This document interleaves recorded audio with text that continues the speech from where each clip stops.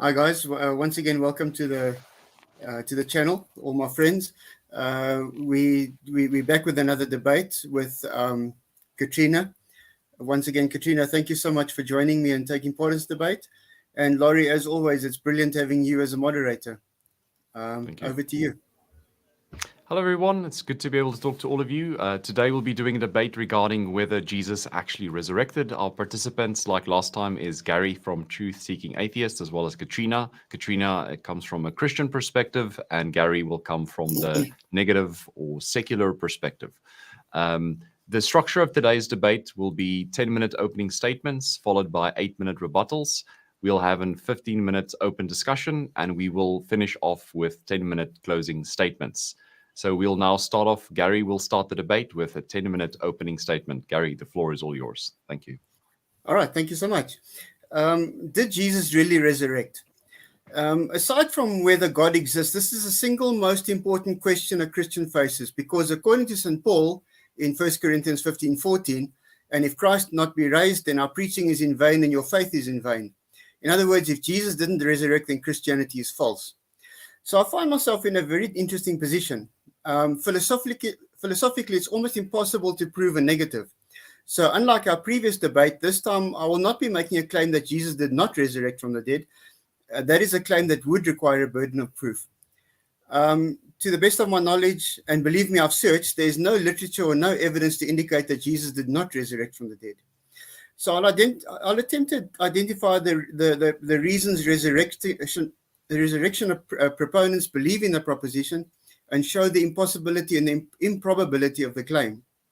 So virtually every apologist, theist or believer arguing the proposition understand that merely stating because the Bible says so, and understanding there is no historical or empirical evidence that Jesus resurrected, make use of the same arguments.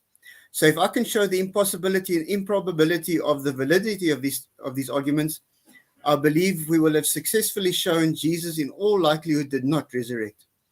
So what is this argument that these apologists like to use? It's called a minimal facts argument. Firstly, that Jesus died by crucifixion. He was buried by Joseph of Arimathea. There was the empty tomb, the post-resurrection appearances. Paul, a persecutor of Christians, suddenly changed his beliefs, and James, the brother of Jesus, changed his beliefs. So let's take a look at these facts one by one. Firstly, that Jesus died by crucifixion. This one is easy. I'll grant this with no argument. Everyone dies, and the manner of Jesus' death is irrelevant. Whether he was crucified, killed by a jealous lover, committed suicide, or died of old age or natural causes has no bearing at all on whether he resurrected or not. Secondly, he was buried by Joseph of Arimathea. The Pauline epistles written decades before the Gospels don't mention Joseph of Arimathea at all. And this lends credence to the idea that the Gospels were a later embellishment. Outside of the Gospels, there's no mention of Joseph of Arimathea anywhere. Joseph was a member of the Sanhedrin, and in order for the Sanhedrin to pass a death sentence, the decision had to be unanimous, meaning Joseph had to vote in favor of having Jesus killed. Now, it could be argued that he was actually on Jesus' side, but had to vote with the others to maintain his credibility within the council. But this holds no water, as he outed himself just a day later when he arranged for the body to be removed and placed in his personal tomb. There was also the problem of time constraints. As a devout Jew, Joseph would have made himself ritually unclean handling a corpse, something he would most likely have been unwilling to do over Passover, an important event in the Jewish calendar.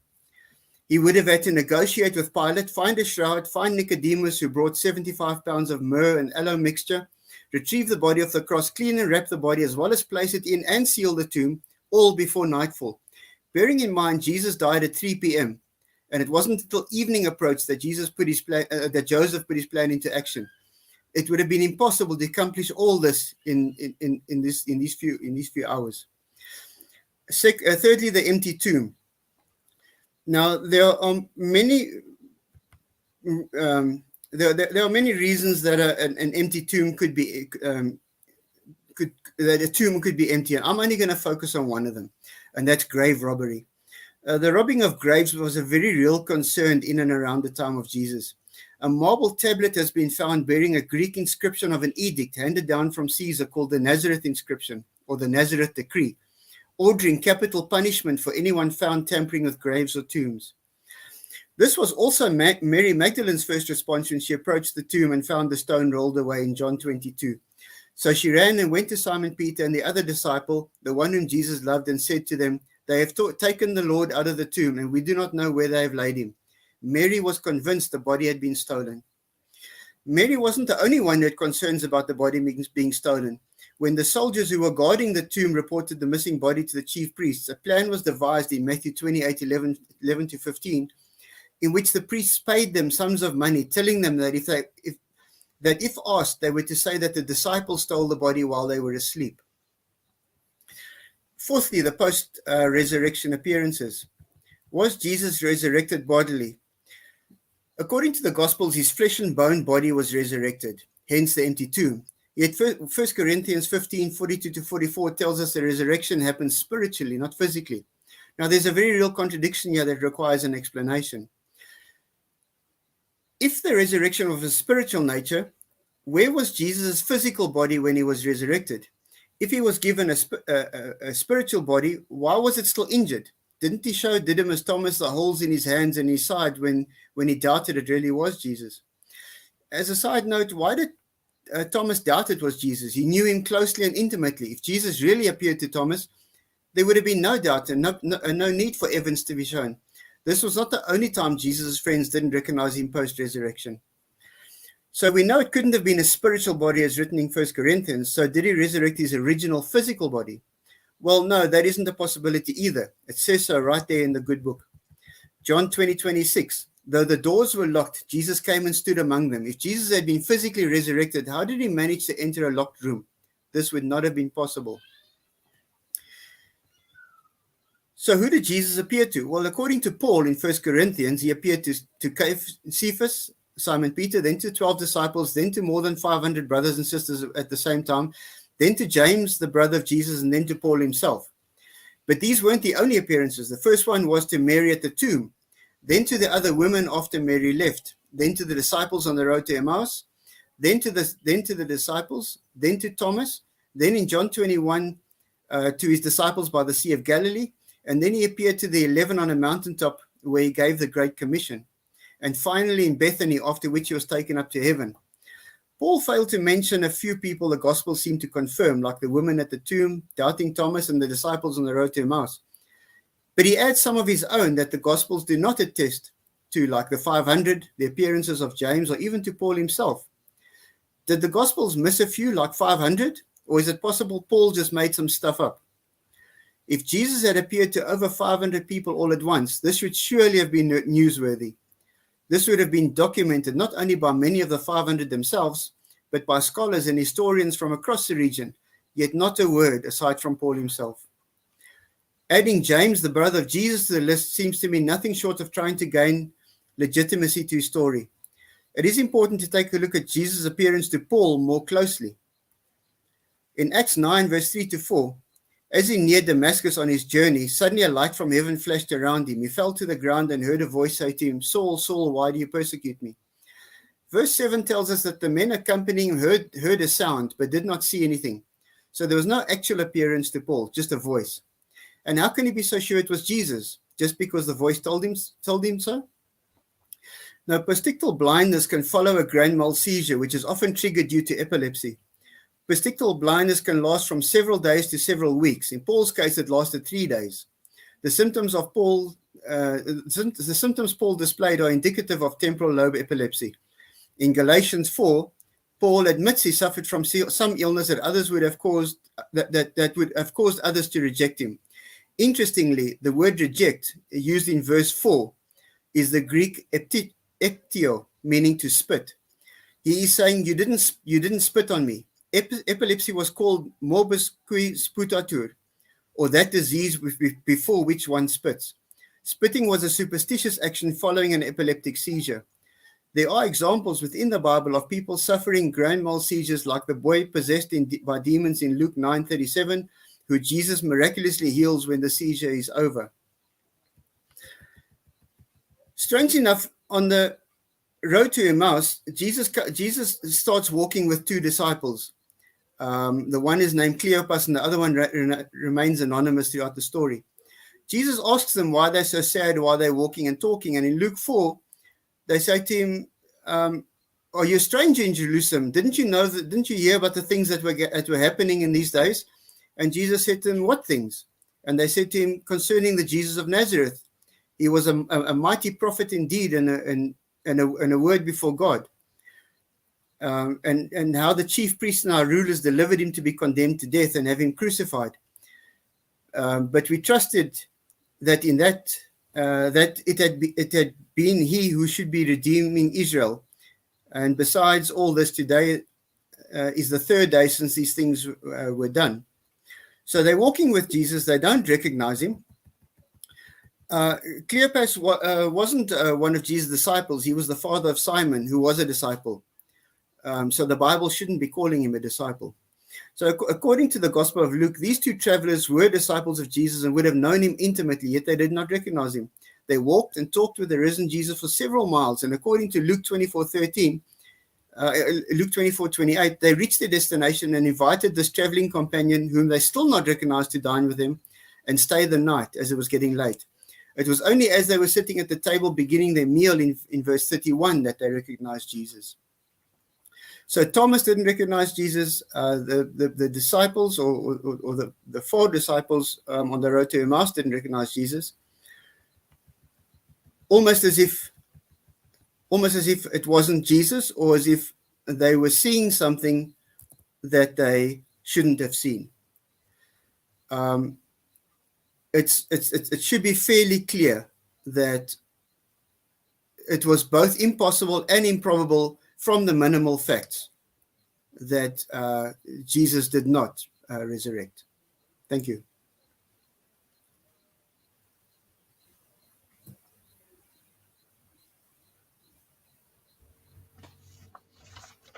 Oh, I'm back. Sorry, I had a bit of my internet died, and then luckily we had a resurrection of the internet, so I'm back now. Cool. Okay. Yes. Thank you very much, Gary. So now Katrina will do her 10-minute opening statement. Okay. So historical research is very respectable. We can believe from history that Jesus' disciples saw something and wrote extensively about it as if it were true. Their accounts bear as much weight as Hannibal's defeat by the Romans, the defeat of Napoleon at the Battle of Waterloo, and the defeat of the Broncos in Super Bowl 48.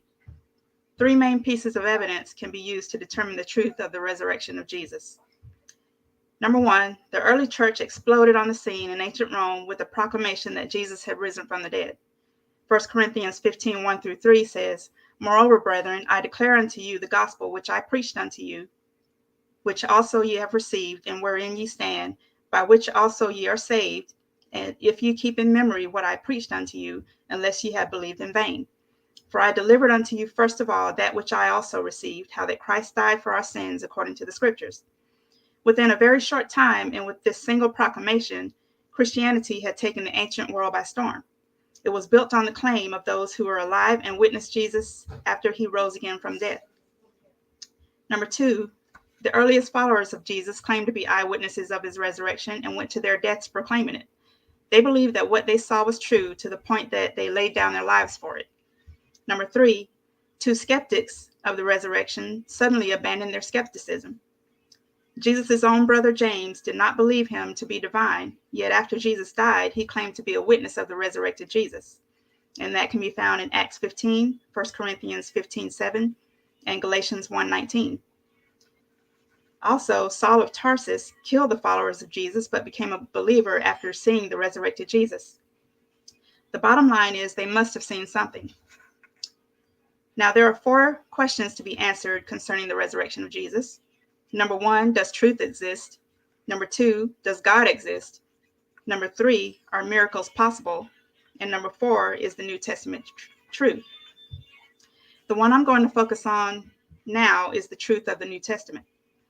The New Testament contains embarrassing stories that were falsifiable at the time they were written by the very people who either witnessed the events or who discussed the events with people who witnessed them.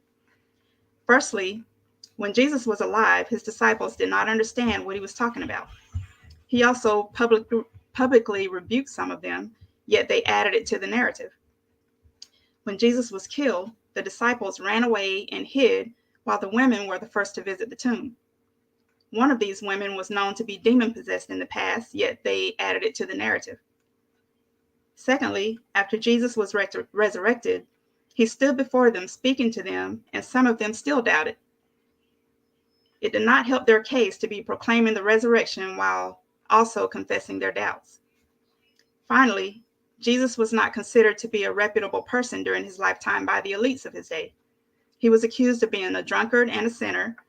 There are 2 prostitutes in his lineage, Rahab and Tamar. Actually, Tamar wasn't really a prostitute, but she posed as one to get pregnant. And the other sinners are also in his genealogy, like Bathsheba, who was Uriah's wife and adulteress. Yet the apostles added this information to the narrative. The writers of the New Testament and the disciples died excruciating deaths for their faith in the resurrection. They were all Jews except for Luke and believed in animal sacrifices. After Jesus rose again from death, they believed in Christ's sacrifice. These Jews were strict monotheists, believing that no man could be God, which is blasphemy. After Jesus' resurrection, they all believed in the triune nature of God. The resurrection was an impact event that caused disciples to abandon everything they had known in the past. For example, most people alive during the time can remember with much detail exactly what they were doing during the John F. Kennedy assassination and the attack on the Twin Towers during 9/11/2001. The resurrection of Jesus Christ had the same effect on all who witnessed him risen from the dead. The disciples also had no motive to start a new religion. Classic motives for drastic change include sex, money, and power. The disciples were persecuted and killed for their testimony of the resurrection of Christ, so they had no motive. People sometimes will die for a lie they think is true. There are many examples throughout history of this. However, people would never die for what they know is a lie. They must have seen something and were willing to lay down their lives for it. All that aside, Christianity is not true because the Bible says it is true. Christianity is true because the resurrection actually happened. The New Testament writers witnessed it, then wrote it down. There would be no New Testament if Jesus had not risen from the dead.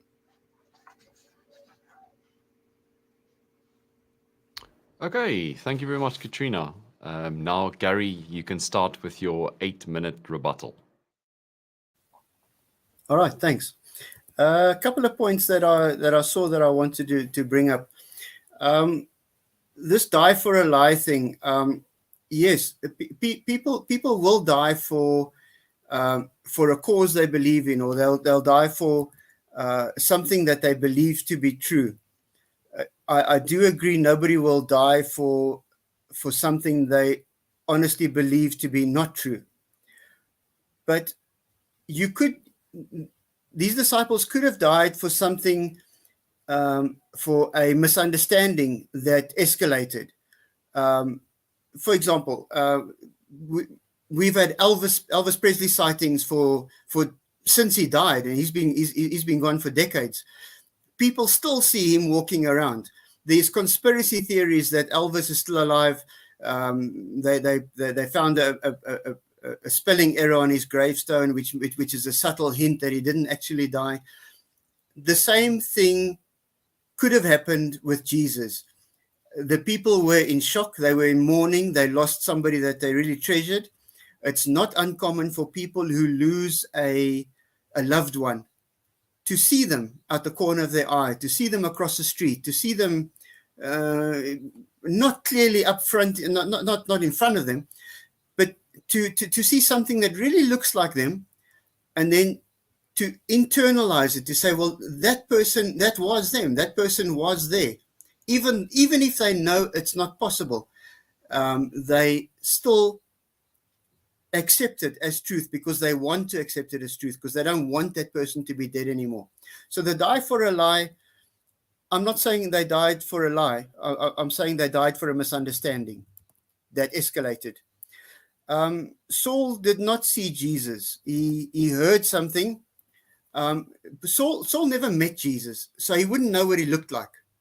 even if Jesus appeared in front of him and said, "I am Jesus," Saul would have had no reason to believe it.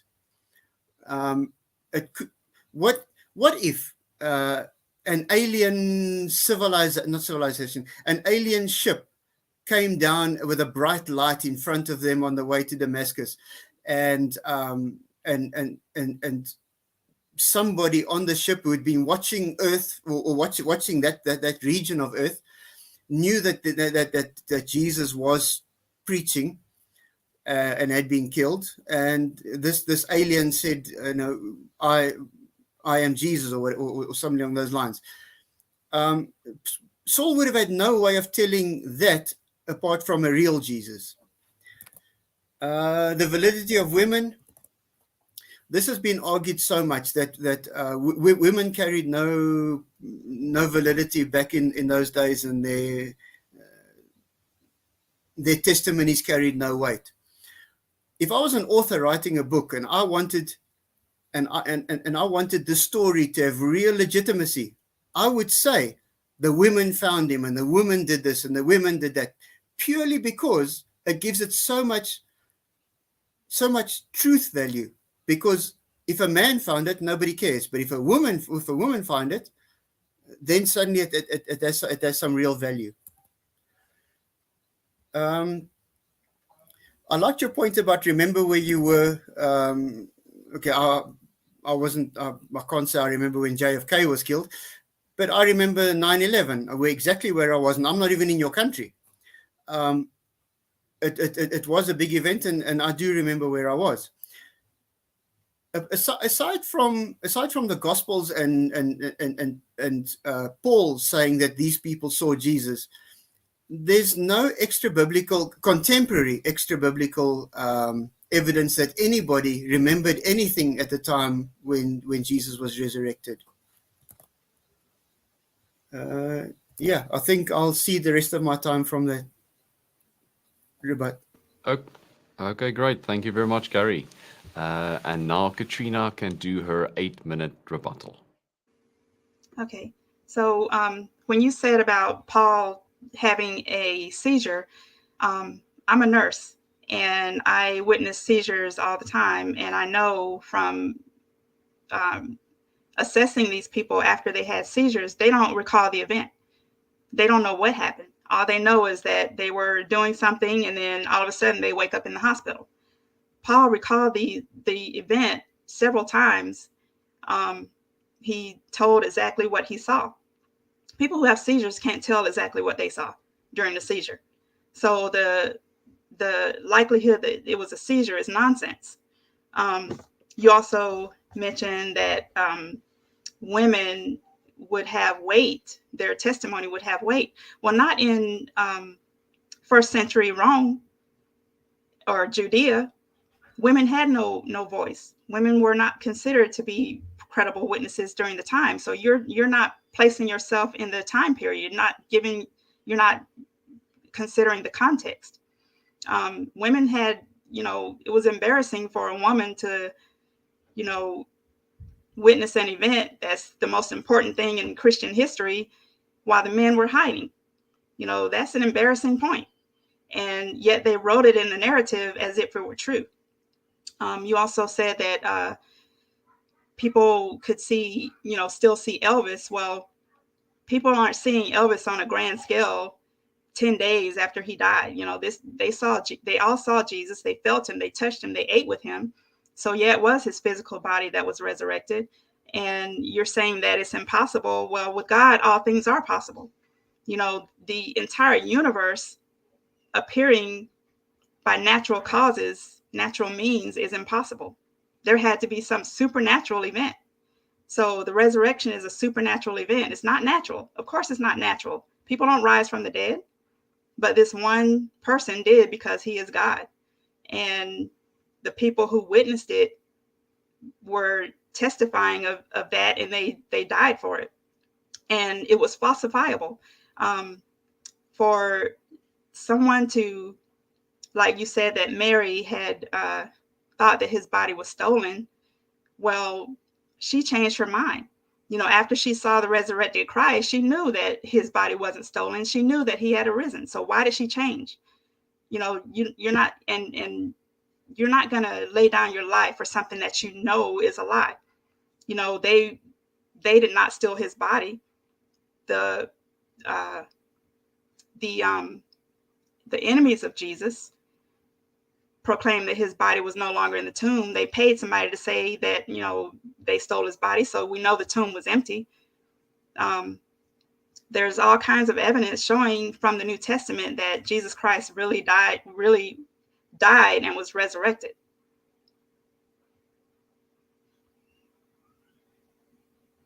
That's all. Okay, thank you very much. Thank you, Katrina. Appreciate it. Okay, we will now start with a 15-minute open discussion. I just wanted to set a couple of ground rules. Please allow when you're engaging in a conversation, please allow the other person to complete their point. And if you do interrupt the other person, it should be for the purpose of clarity, not for talking over them. I'm sure you guys know this already. I just wanted to put it out there. Okay. Cool. I'm running out of paper to write on. Hang on. All right. Okay, I'm happy to start with one of the things you said in your rebuttal, Katrina. Okay. Firstly, Elvis, what you say wasn't seen on a grand scale, and Jesus was. There's no evidence of that at all. The only person that said that Jesus was seen on a grand scale was Paul, when he said that the 500 saw him.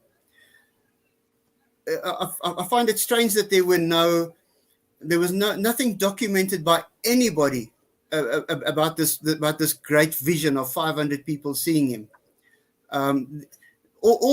Most of these visions that came across in 1 Corinthians was all Paul saying Cephas saw him, the disciples saw him, James saw him, the 500 saw him. How do we know Paul wasn't just making stuff up? How do we know that he wasn't? Because now he must have realized that there's real money to be made in this religion stuff, and he figured if he could get this ball rolling, the bulk of the money would come his way, especially initially. There was a not too long after this starting of this religion, nobody was accepted as a Christian in the early days unless they had a vision of Jesus post-death, resurrection. So it was a norm. If you didn't see Jesus, you couldn't be accepted into this cult. So everybody was seeing Jesus. That doesn't make it true.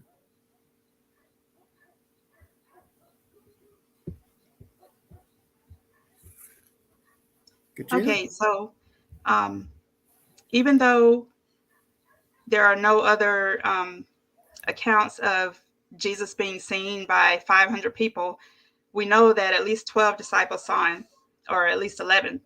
And there were other disciples who saw him that are not mentioned by name.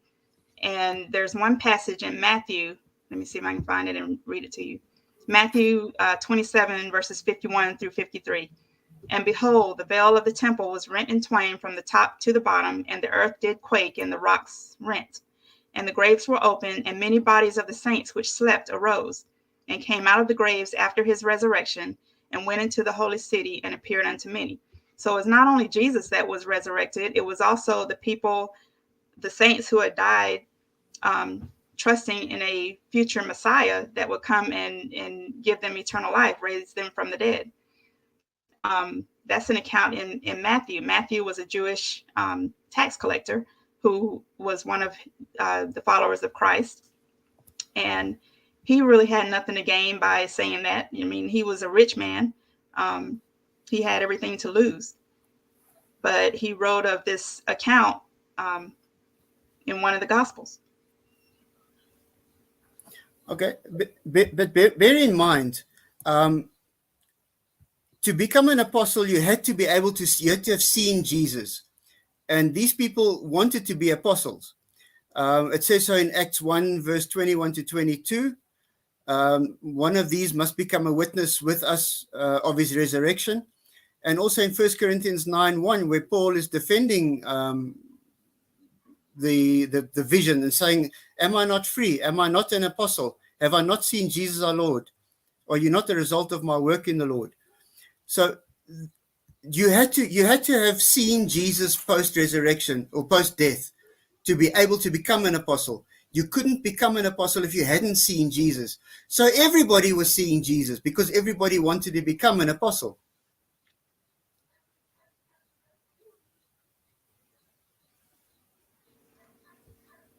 There's the account in Acts shows that Paul actually saw Jesus.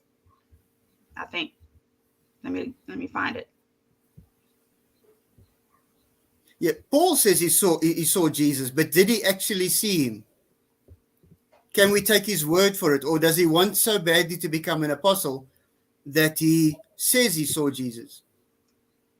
Why would he want so bad to become an apostle for people who are being persecuted and killed by the very people that Paul was with? You know, Paul was a Jew of Jews. He was working with the Sanhedrin to kill Christians. Why would he want to become an apostle to this, wayward sect that the Jews are targeting for death? That doesn't make sense. Well, in the early days, nobody was being persecuted. The persecutions only started much later.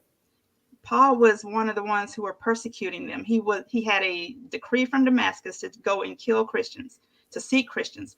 He was the one holding the coat when they stoned Stephen. The coats of the Pharisees are the ones that stoned Stephen. Persecution was already going on. Yeah. No, right. Sorry, I was talking about the mass persecutions. But it has started with Paul. I mean, he had a decree to go throughout all Judea and stop this sect. And in the middle of his raging persecution, he saw the risen Jesus and did a total at 180.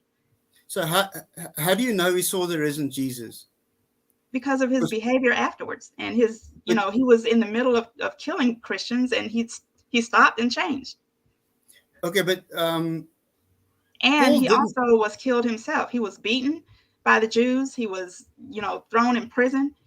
Why would you go from a powerful Pharisee who's given orders to go and kill these people to becoming one of the killed? I mean, who does that? Okay, well, let's just give a hypothetical here. What if Paul or Saul at that stage had a severe seizure when I will grant you that they don't remember anything. What if when he came to, he made something up? He was maybe embarrassed that he had the seizure. Maybe he was embarrassed of what happened at the time, and he to make himself look better, he made up a story. He said he saw the risen Jesus. He had no idea what Jesus looked like. He'd never met Jesus. But he said he saw the risen Jesus. Isn't that a plausible explanation to just to minimize how bad he would look having the seizure? Any story you can make up could be a plausible explanation. Well, we have to go on our facts. The facts are Paul was a Jew who was in the act of persecuting Christians to put them in prison, to have them murdered or have them judged and murdered or whatever it is they did back in Judea. And after he saw the risen Christ, he did a 180. He changed. He became the persecuted. Nobody in their right mind would do that. They don't, go from being powerful enough to have the power to arrest and have these people brought to justice for blasphemy to being one who is so-called blaspheming and now is a target of being put to death. Nobody does that. Let me ask you this then as a nurse. Is it possible that he could have had a seizure so bad that his brain, that he had a brain injury, that his personality changed? No, because he got back on the horse and kept going. You don't do that after a seizure. The possibility of a seizure is just nonsense. I'm not sure it says he got back on the horse. It says that he became blind, and he was taken to that town where he was given treatment for 3 days before his sight came back. Well, either way, nobody carried. It doesn't say anybody carried him, that he was unconscious. When people have a grand mal seizure, they don't, they're postictal. They can't do anything. They can't take care of themselves. Sometimes they can't breathe. But Paul was speaking to these people. He was speaking coherently. The possibility of a seizure is nonsense. Okay, it's some medical condition, even if it's not a seizure. Some medical condition could have been the cause of it. Some other a clot to the brain. You can have 100 possibilities of any kind of hypothetical situation, but the facts are, he was a Jew, a powerful Jew at that, persecuting Christians. These people of the way, they weren't even called Christians at that time. He had an experience where he claimed to have seen the resurrected Jesus. This person who spoke to him said, "I am Jesus whom thou persecutest." He then stopped persecuting them and became one of them at his own peril. He died proclaiming this resurrected Jesus. Nobody does that. That's all I'm saying. It could have been the case that he had some incident. It could have been that while he was in some sort of incapacitated state from whatever the thing was that made him fall down, it could have been one of the Christians with him that said to him, Jesus has been risen, he loves you, you need to stop persecuting things. And in his muddled mind, in his damaged brain, it could have been internalized as seeing the risen Jesus. Gary, I can make up all kinds of stories about you. You were this Christian who had some kind of seizure. You had some kind of brain tumor that made you an atheist. Why is that? There are all kinds of possibilities, but we have the facts written down that he was a persecutor of these people and became one of them. Nobody's going to do that unless they actually had an experience that changed his life. He believed it. He preached it. Under normal circumstances, I'd agree with you, but these weren't normal circumstances. He had some kind of medical issue, and something happened. He couldn't have seen the risen Jesus because he didn't know what Jesus looked like. So what he saw, we don't know. He claimed to see the risen Jesus, but he couldn't have because he didn't know what Jesus looked like. It doesn't matter what Jesus looked like. Jesus introduced himself as Jesus. I am Jesus whom thou is persecuting. Jesus introduced himself as Jesus. So that's a experience with the resurrected Jesus. It doesn't matter what he looked like. So it's not possible an alien introduced himself as Jesus. Well, anything is possible. It's also possible that the whole story was made up. That's also possible too, but we have the facts that he was a persecutor of Christians and he became a Christian. Because of some incident in his life that made him change his point of view. Not necessarily that he saw the risen Jesus. It could have been one of many other things. So you rather believe in aliens than believe in the risen Jesus. Okay, I got you. Well, the difference is aliens are real. You said yourself that the resurrection is supernatural. And supernatural by default falls behind anything natural. So if you had to put Saul saw aliens or Saul saw the risen Jesus, you would have to go for aliens first because they are real. Where's your evidence? Okay, they are potentially real. If they exist, they exist in the natural world. You're coming up with all kinds of hypotheticals just to deny the truth, and it doesn't make sense to me because we have the facts, and you're coming up with all kinds of explanations that aren't even proven, that you have no evidence that there are aliens, yet you're introducing the possibility that he saw an alien. I mean, it's like, I don't know why you would not say that it was Jesus Christ who rose from the dead. Because of all the possible scenarios, that's the least plausible. Anything supernatural must fall behind anything natural by default, because the natural world is the only thing we know actually exists. Nothing supernatural has ever been proven to exist. Neither have aliens. Yes and no. I mean, aliens, it depends how you define them. We found microbial life on rocks that came from outside the solar system. So we know at least microbial life exists outside of us. So once again, at least that is plausible, where something supernatural needs to be shown that the supernatural could possibly exist before we can go for it did exist. Supernatural just means above or beyond nature.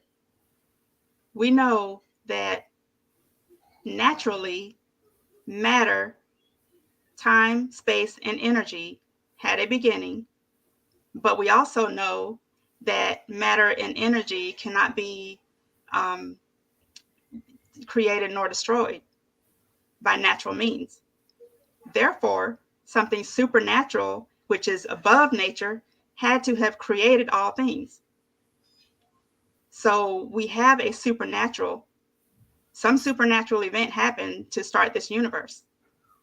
That's a speculation. Why can't a supernatural event happen within this universe? Yeah, that's a claim. There's no evidence that something supernatural caused the natural to come into existence. That's a claim that has no support. Sorry to interrupt, guys. I apologize. We've reached our 15 minutes. I'm sorry for the interruption. We will now be going into closing statements for 10 minutes each. If there is something that you still wanted to say as part of the discussion, you can add it into your closing statement. Before we do the closing statement, I had one question that I wanted to ask Gary.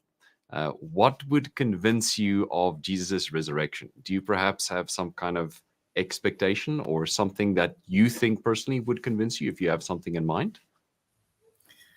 It would have to be some evidence that, or something that has some kind of proof to it. I know proof is a mathematical term, but something that can be evidence, something that can be shown actually existed. Is there something that's likely to change my mind? No, because it happened so long ago. We're not likely to find, even if we found DNA in bones, we couldn't compare it to anything. Perhaps if we found some extra biblical writing from a credible source, showing how it happened, and also in that writing explaining why all the parts of the story that are both impossible and improbable actually make sense. But short of that, it would be very difficult to prove something like that. Okay, great. Thank you very much, Gary. And now you can do some more talking. 10-minute closing statement. Thank you, Gary. All right. It's been great once again having this chat. I would like to basically just go over the points that I've already made, because I still believe that the only way to show that the resurrection happened was using this minimal facts argument. There's no extra biblical writings, contemporary writings. There's no evidence. There's no empirical evidence of any kind. So we have to resort to this philosophical argument, sorry, to show that it actually is plausible. So, looking at them, Joseph of Arimathea, there's no indication anywhere that he actually existed. There's nothing in any extra biblical writings anywhere that he actually existed. He was a member of the Sanhedrin, so he would have had to vote in favor of killing Jesus. And then the next day, he outs himself by saying, no, change my mind. I'm actually a Christian. Let's take Jesus down and bury him. The empty tomb, there are many plausible scenarios in which that tomb could have been empty. As I say, grave robbery was a very real thing in those days. Also, where they say that that the Jews paid the guards to say that the body was taken while they were sleeping. These were professional soldiers. They would have got into real trouble by allowing a body to be stolen. So some kind of collusion must have happened, or something where the guards were aware of what happened. They would have been standing there. If there was an empty tomb, the guards would have been standing there. They would have seen this massive stone rolled away from the opening. The stone that these things were designed that the stone would close on an inclined plane, so that gravity would assist it to get into position. Moving the stone would take a tremendous force. I don't know how Mary Magdalene was planning on moving the stone when she came to see Jesus that morning. It would have taken many men to move that stone out the way. It would have made a huge noise, this rolling stone. The guard standing directly outside the tomb, would have been aware of all of this. Now, the fact that the guards outside in the story, there are guards outside the tomb that are in charge when this body miraculously disappears, shows the impossibility of the empty tomb story. These are professional soldiers. They wouldn't have slept on duty. That was a death sentence. They would have seen or heard something. They weren't sitting kilometers away. They were directly outside the mouth of this tomb. They were put there because the Romans in charge were afraid of something happening, because there were stories about this resurrection. They were put there specifically to make sure that nobody tampered with that tomb. So just that fact alone shows that Jesus was never placed in a tomb, and the tomb was never empty. The post-resurrection appearances, extra biblically contemporary. There's no documents, no accounts. We only have the Gospels and Paul's version. In Paul's version, which is earlier than the Gospels, it's a much more watered down version, where he says that the 12 saw him. Paul says Cephas saw him. How could Cephas have seen him? Because immediately after the crucifixion, all these disciples went and locked themselves in the upper room in that chamber in Jerusalem. They locked themselves away, and they stayed locked away. It says so in the Bible. And so how could Cephas have seen him? Because he was locked away in the room until Jesus miraculously appeared inside the room in that verse I showed you. Sorry, throat's getting a bit dry. So Cephas couldn't have seen him. The people on the road to Emmaus, they didn't recognize him. Mary didn't recognize him. Thomas didn't recognize him.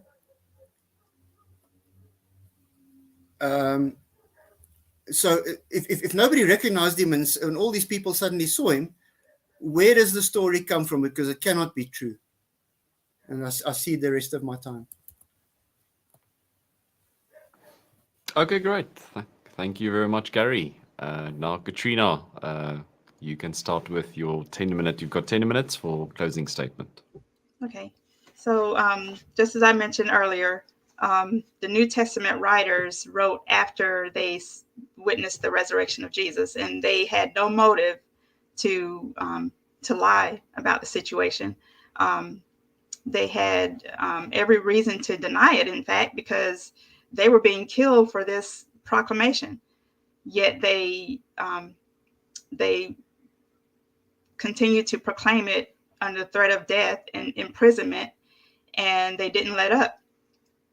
And this country, Judea, was a tiny, irrelevant province in the Roman Empire.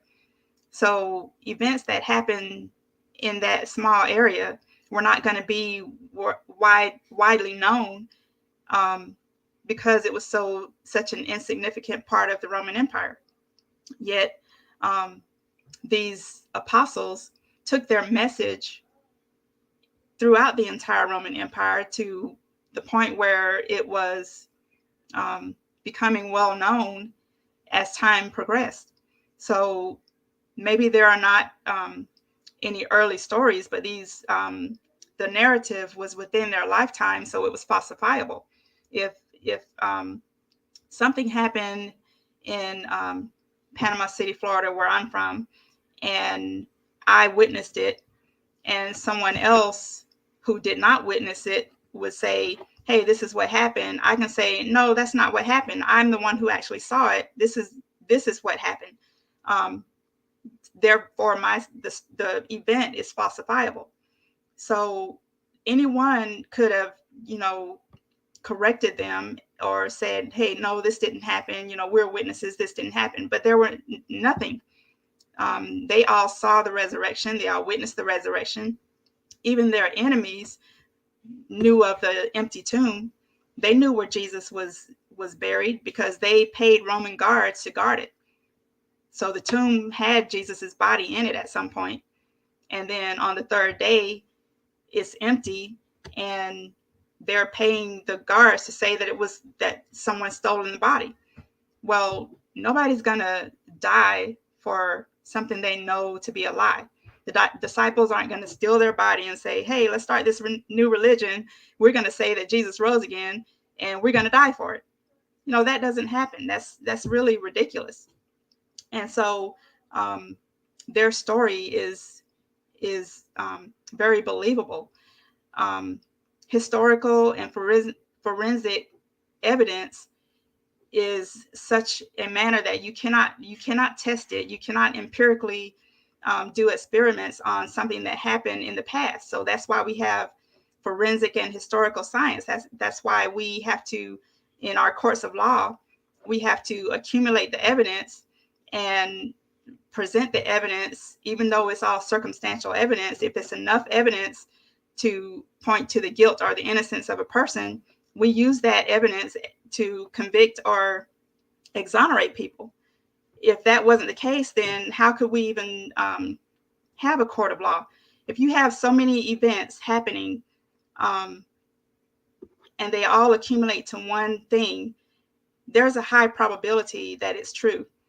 You're like, let's say, like in the case of O.J. Simpson, there was so much evidence that pointed to his guilt, yet they focused on one thing, that the glove did not fit, to exonerate him. Well, they should have looked at all of the other evidence that did convict him, because the glove was bloodied, and blood shrinks the material that the glove was made out of. However, in the case of Christ, you have this woman going to the tomb to be the first one to witness it. You have the Roman guards who were guarding the tomb. You have the enemies of Jesus who witnessed the empty tomb. You have Paul, who was a murderer of Christians, and then he did a 180 and became a believer. You have even the brother of Jesus, who doubted Jesus's divinity during his lifetime, later became a believer. There's a plethora of evidence that points to this one event, that he rose from the dead. The probability of all those happening are pretty slim. So I think the resurrection did happen. I think that's all proof of the resurrection. And the fact that in our natural world, things do happen that are supernatural. The supernatural is a possibility, since this very universe could not have happened without some supernatural event causing it. So if a supernatural event can cause the beginning of the universe, certainly this God who created the universe supernaturally, can intervene in the universe that he created with supernatural power. There's no doubt in my mind that the resurrection actually happened. And you can, like with you brought up Elvis being dead. Well, we know that Elvis is dead. We have evidence that Elvis died. There was his corpse. There was the autopsy. There was all the witnesses that saw him die. Yet you have some people that are seeing him making up stories that, he didn't die. And they remind me of you, Gary, that you're trying to make up all kinds of stories as to why the resurrection can't be true when there's all kinds of evidence saying it is true. So I can't find anything that would cause anyone to doubt the resurrection. It's a true event. Okay, thank you very much. Gary, is there anything that you wanted to say at the end to conclude the debate? Not as a closing statement, but for the debate on your channel. I just wanted to mention that. Yeah, no, thanks. Thank you once again. It's such a special thing for me to be able to have these discussions. Katrina, you are a wonderful, special person, and I love you dearly. Thank you so much for taking part in these. You really are. You're not argumentative. Well, not in a negative way. I would expect you to be argumentative, otherwise this would be pointless. You always come with such an open, friendly attitude, and it just makes these debates amazing. And I hope we can have another one, because really I enjoy speaking to you. Thank you. I enjoy these too. I actually was looking forward to it, even though I was nervous again. I don't know why. No, I don't know either. We awesome. And Laurie, once again, thank you so much. You're putting your time for your time for no reward, no reward from my side. You do an absolutely fantastic job. Thank you so much. I really appreciate it from the bottom of my heart. Thank you, Gary. It was nice to be here. And to all my friends out there, thank you so much for watching. As usual, I will be linking both Katrina and Laurie down at the bottom. And please keep an eye out for the next debate, and we'll see you then. Thank you so much. Keep well. Goodbye. Thank you. You guys take care. Bye. Bye.